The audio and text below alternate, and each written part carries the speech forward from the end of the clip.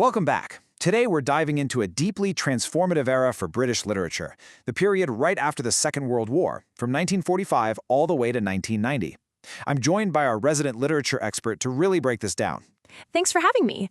It's such a massive topic. You have a nation grappling with the decline of a global empire, dealing with the ashes of the war, and basically having to completely reinvent its literary voice from scratch. Those shifting geopolitical sands forced a huge reevaluation of national identity, which bled directly into the art of the era. Absolutely. And before we get too deep, we need to give a quick shout out. The insights for today's explainer are drawn straight from the comprehensive study material prepared by the Department of English at the Odisha State Open University, or OSOU. Right. Their breakdown of this period is absolutely phenomenal. It really grounds this whole deep dive we're about to do. Okay, let's look at how we're going to tackle this. We're following a sort of context to canvas structure today. 1. Britain's post-war shift. 2. The new cultural landscape. 3. Evolving the English novel. 4. Revolution in English drama. And finally, 5. New voices in poetry. Let's get into it. So starting with part 1, Britain's post-war shift from 1945 to 1990. To really get the literature, we have to understand the world these writers were living in, right? It seems like this was fundamentally an era of decline and adjustment. You hit the nail on the head. Between 1945 and 1963, you've got these sweeping, really optimistic labor reforms, things like the creation of the National Health Service. But simultaneously, you have the rapid acceleration of decolonization. And then things take a bit of a darker turn. Exactly. Moving into that 1963 to 1990 stretch, a deep institutional disappointment sets in. Britain essentially had to accept an uncomfortable secondary position on the global stage, operating squarely under the powerful shadow of American Cold War politics.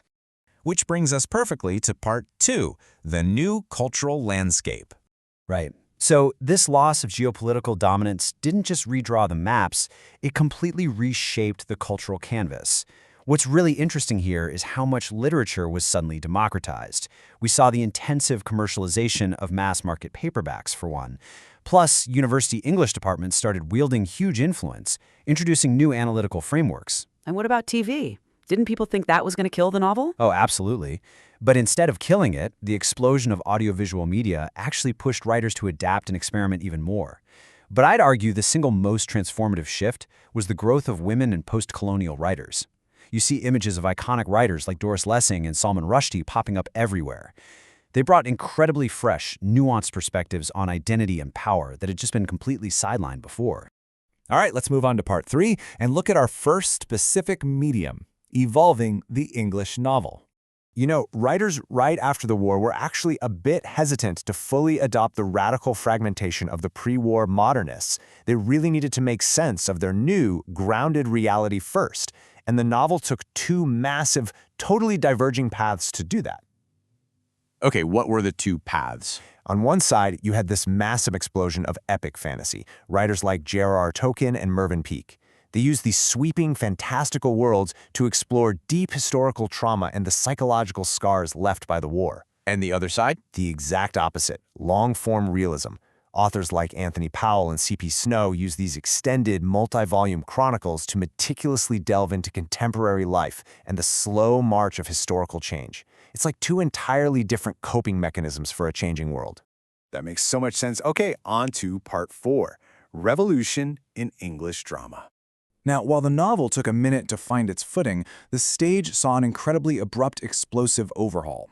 Right after the war, the West End was still clinging to polite, pre-war sensibilities. Think Noel Coward. Very witty, middle-class, drawing-room comedies.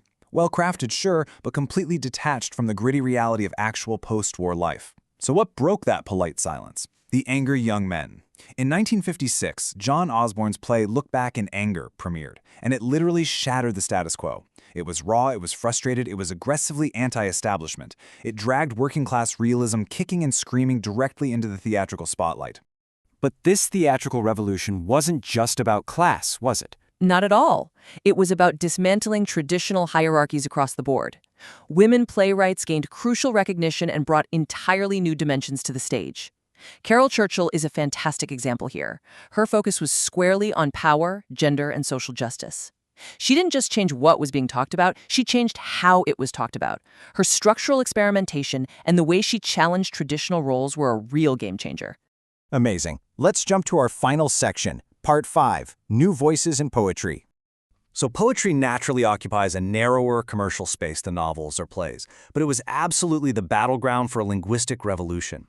The crucial point here is the concept of Standard English. For centuries, it was held up as the pure, unified language of Britain. But post-war, a new generation began to heavily challenge it, pointing out its deep associations with cultural imperialism and colonial power structures. So they were basically asking, who actually gets to decide what good English sounds like? Exactly. They were fundamentally questioning the fabric of the language itself.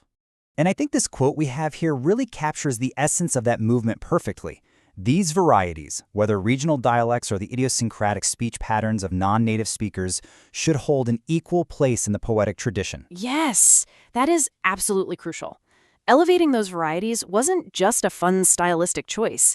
It was a bold, deeply political reclamation of the language. And breaking open that language resulted in just an incredible diversity of voices. You had the movement, led by folks like Philip Larkin, who argued for clarity and strict formal structure. But then you also had poets focusing on elemental nature, right? Right, like Ted Hughes and Seamus Heaney. They fused English with this visceral, raw, rural identity. And then, pushing the boundaries even further, you had post-colonial poets like Derek Walcott and Grace Nichols. They infused the language with new cultural rhythms and immigrant inflections, like Caribbean rhythms, which fundamentally altered the DNA of English poetry forever. So when we step back and look at the whole picture, the sheer scale of the change is wild.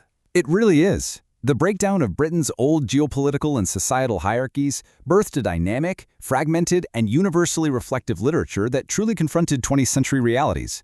Whether it was the trauma-fueled fantasy novels, the angry kitchen sink realism on the stage, or the rhythmic diversification of poetry, these writers were actively upending traditional norms to reflect the chaos, the displacement, and the beautiful diversity of the modern era. Which leaves us with a pretty provocative thought as we wrap up today's explainer.